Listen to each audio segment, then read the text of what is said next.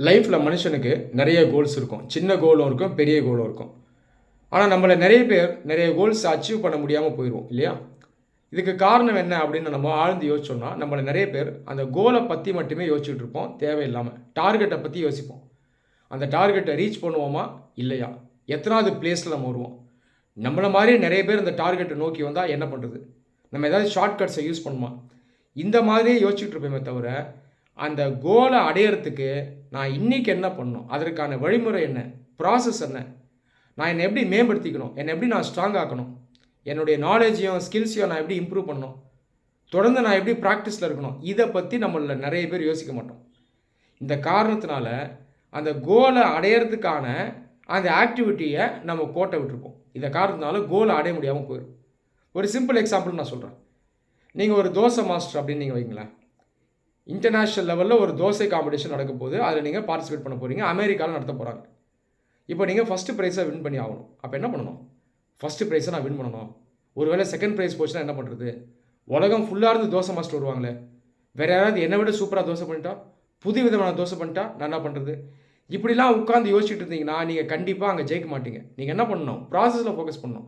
நான் ஒரு நல்ல தோசை மாஸ்டர், என்னுடைய தோசை மேக்கிங் ஸ்கில்ஸை நான் இன்னும் இம்ப்ரூவ் பண்ணுவேன், டேஸ்ட்டை இன்க்ரீஸ் பண்ணுவேன், டிஃப்ரெண்ட் டைப்ஸ் ஆஃப் தோசையை உருவாக்குவேன், இன்னோவேட்டிவாக தோசையை நான் பண்ணுவேன், ஜட்ஜஸை இம்ப்ரூவ் பண்ணுவேன், கண்டிப்பாக வின் பண்ணுவேன்.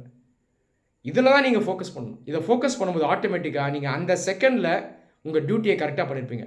தோசையை கரெக்டாக ஊற்றுவீங்க, எண்ணெய் கரெக்டாக இருக்கும், டேஸ்ட்டு கரெக்டாக இருக்கும், பதம் கரெக்டாக இருக்கும். மைண்டு டார்கெட்டை பற்றி தேவையில்லாமல் யோசிக்காதனால தோசை இன்னும் எப்படி பெட்டராக பண்ணலாம், இதில் அந்த எண்ணம் ஓடும். ஆட்டோமேட்டிக்காக நீங்கள் பெஸ்ட்டு தோசாவை பண்ணுவீங்க. ஆட்டோமேட்டிக்காக ஃபஸ்ட்டு ப்ளேஸ் உங்களுக்கு தான் வரும்.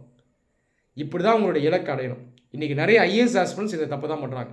டார்கெட்டை பற்றி யோசிக்கிறது, ஷார்ட்கட்டை பற்றி யோசிக்கிறது, ஃபஸ்ட் ரேங்க்கா செகண்ட் ரேங்க்கா, டாப்பர் எனக்கு ஷார்ட்கட் சொன்னார் அதை அப்ளை பண்ணிவிடுவா, ஏதோ ஒரு ஸ்பெஷல் புக் இருக்குதுன்னு சொன்னாங்களே, ஸ்பெஷல் வெப்சைட் இருக்குதுன்னு சொன்னாங்களே அதுக்கு போயிடுவா, ஆன்சர் ரைட்டிங்க்கு ஃபிக்ஸ்டு டெம்ப்ளேட் கொடுத்தாங்களே, ஷார்ட்கட் கொடுத்தாங்களே இதெல்லாம் ஃபாலோ பண்ணுவான். இந்த மாதிரி பல கணக்குகளை மைண்டில் போட்டுக்கிட்டே இருப்பாங்க. அதனால் புக்கை எடுத்து படிக்கும்போது ஃபோக்கஸே இருக்காது. ப்ராசஸில் ஃபோக்கஸ் பண்ண மாட்டாங்க. அதனால் நாலேஜை கெயின் பண்ண மாட்டாங்க, ஸ்கில்லை கெயின் பண்ண மாட்டாங்க, கரெக்டாகவே படிக்க மாட்டாங்க. அதனால் ப்ராசஸில் ஃபோக்கஸ் பண்ணாதனால கோல் அவங்களால அடைய முடியாமல் போயிடும். தயவுசெய்து இந்த தப்பை பண்ணாதீங்க. Don't focus on the target, fix the target, but don't think about the target. Focus on the process, just do your duty, you will achieve the goal. All the best.